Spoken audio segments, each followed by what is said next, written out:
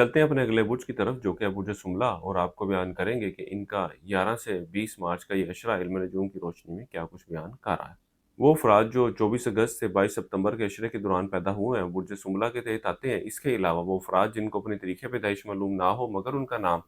पे गाइन से शुरू होता है तो वही बुर्ज सुमला के तहत आएंगे। वो पुरसुमला वाले अफराद जो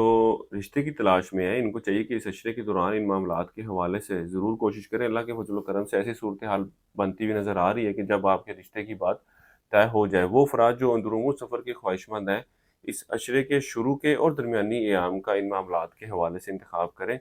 अल्लाह ताला से दुआ है कि अल्लाह ताला जिस मकसद के लिए आप सफ़र करना चाह रहे हैं, इंशाअल्लाह ताला अल्लाह के फजल व करम से आपको उसमें कामयाबी मिलेगी।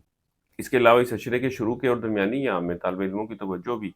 अपनी तलीम की तरफ खासी मरकूज़ रहेगी। वो पुरसुमला वाले अफराद जो बैरून मुल्क जाने के ख्वाहिशमंद हैं, इनको चाहिए कि फ़िल वक़्त इन मामलात के हवाले से कोई भी कोशिशें ना करें या किसी किसी शख्स को कोई पैसा वगैरह मत दें, क्योंकि इस अरसे के वक़्त के दौरान कोई ऐसी सूरत हाल पैदा होती हुई नज़र नहीं आ रही कि जब आपका बैरून मुल्क जाने का काम जो है वो बन सके या जिस मकसद के लिए आप जाने के ख्वाहिशमंद हैं, उसमें आपको कामयाबी मिल सके। वो पुरसुमला वाले अफराद जो तब्दीली नौकरी के ख्वाह हैं, इनको बेहतर मशवरा यही है कि इस अशरे के वक़्त के दौरान नौकरी की तब्दीली का इरादा तर्क कर दें और अपने ज़हन से निकाल दें, क्योंकि इस अशरे के वक़्त के दौरान आपके लिए लिया गया फ़ैसला माली मामलात के हवाले से खासी परेशानी की वजह बन सकता है। इसके साथ ही साथ बुर्ज सुमला वालों को चाहिए कि इस अशरे के वक़्त के दौरान अपनी सेहत के मामलात के हवाले से खासी एहतियात बरतें। ख़ास तौर पर वो अफराद जो तवालद बीमारी का शिकार है, इनको अपनी सेहत के मामलात के हवाले से बहुत ज़्यादा एहतियात बरतने की ज़रूरत है। कारोबारी सूरत हाल की बात की जाए तो इस अशरे के शुरू के अयाम में तो आपको कारोबारी मामलात के हवाले से कुछ पॉजिटिविटी देखने में आएगी, लेकिन इस अशरे के दरमियानी और आखिरी अयाम का वक़्त इन मामलात के हवाले से कोई बड़ी पॉजिटिविटी या बड़ी तेज़ी की तरफ इशारा नहीं कर रहा। वो अफराद जो स्टॉक मार्केट, क्रिप्टो करेंसी या इस तरह की दीगर डिजिटल करेंसीज़ में ट्रेडिंग कर रहे हैं या वो अफराद जो इनामी स्कीमें या मैचों वगैरह पर नंबर लगाते हैं,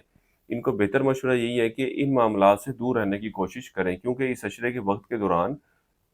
कुछ ऐसी सूरत हाल पैदा होती हुई नज़र आ रही है कि इस अशरे के शुरू के अयाम में तो आप इन मामलात से माली फ़ायदा हासिल कर लेंगे, लेकिन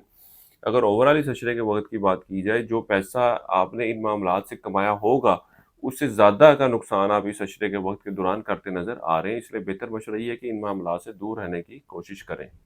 इस अशरे के शुरू के अयाम में अपने घरेलू माहौल को, घरेलू मामलात को एक अच्छी और बेहतर शक्ल देने के हवाले से कोशिशें करते नज़र आ रहे हैं। इस अरसे के वक़्त के दौरान आपकी तवज्जो औलाद के मामलात की तरफ खासी मरकूज़ रहेगी और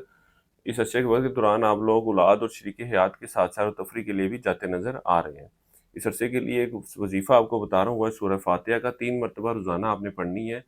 और 3-3 बार अव्वल आखिर दुरूद इब्राहिमी पढ़ना है और अपने मामलात में बेहतरी के लिए दुआ करें। इसके अलावा हस्ब तौफ़ीक ज़र्दे का सदका निकालते रहें। इस अरसे की 7 तारीख आपकी 13 मार्च की है। बुर्ज सुमले वालों के लिए अब तक इतना ही। अल्लाह हाफ़िज़।